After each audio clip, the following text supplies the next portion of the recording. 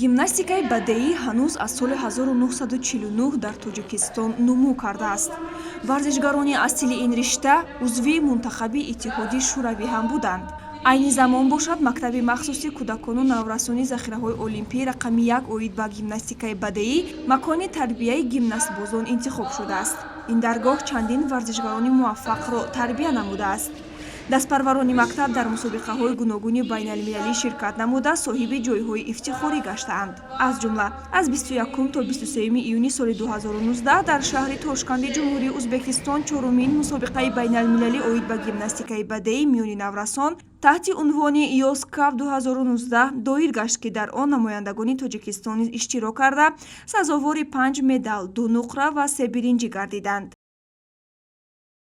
Гимнастика зеботарин навъи варзиш унвон мешавад. Он имкон медиҳад, ки шахс солим монаду қомати расою зебогии бадани худро дар ҳолати хуб нигоҳ дорад. Маҳз аксари духтарон ба ҳамин хотир гимнастикаи бадеиро интихоб мекунанд. Қаҳрамони интихоб намудаи мо низ аз зумраи чунин нафарон аст. Нурмат ва Жасмина аз зумраи чунин шогирдони комёби мактаби варзишист. Тӯли 5 сол аст, ки гимнастикаи бадеиро ҷузъи ҳаёти худ қарор додааст. Ӯ қадамҳои нахустини ба гимнастика ниҳодаашро хеле хуб дар ёд дорад. В 4 года мама привела меня на художественную гимнастику.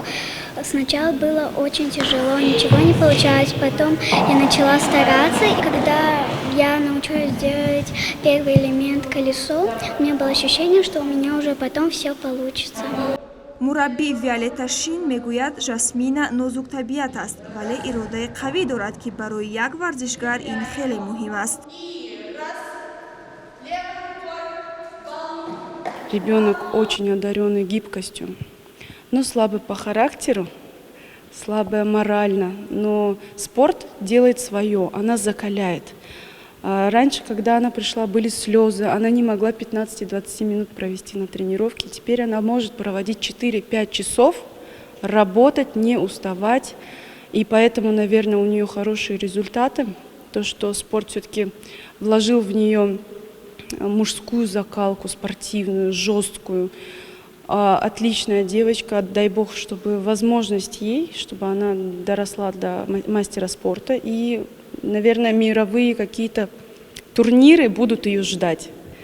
Дар мактаби махсуси кӯдакону наврасони захираҳои олимпӣ рақами 1 оид ба гимнастикаи бадеӣ ба ҷуз аз Жасмина зиёда аз 170 нафар духтарони соли таваллудашон аз 2002 то 2015 ба машқу тамрин ҷалб гардиданд. Аммо тибқи изҳороти масъулин барои як навъи олимпии варзиш ин шумора қонеъкунанда нест. Сабабашро дар тафаккур ё худ менталитет мебинанд. На данный момент, наверное, скорее всего, это менталитет, где девушке надо будет в 15-16 лет быть скромной, сидеть дома. Родители очень часто талантливых детей забирают очень рано, и они не видят своей карьеры. Пик карьеры они не видят.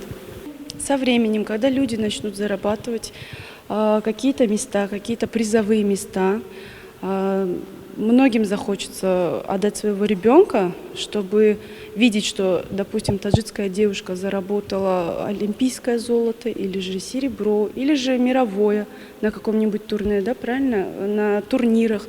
Они будут уже стараться ребенка отдавать, зная, что это не танцы, не просто кружок, а серьезный вид спорта олимпийский. Нахуст волидайн фарзандони худро ба гимнастика меоранд, вале на ҳар як духтар онро интихоб мекунад. Аксарият рӯ ба дигар навъи варзиш меоранд ё тамоман тарки варзиш мекунанд.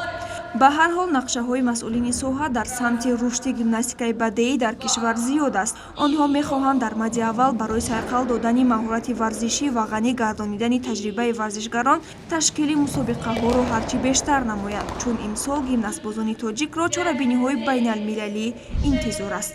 Парвина Шурзода, Тимур Назаров, махсус барои барномаи иттилоотии Хабар.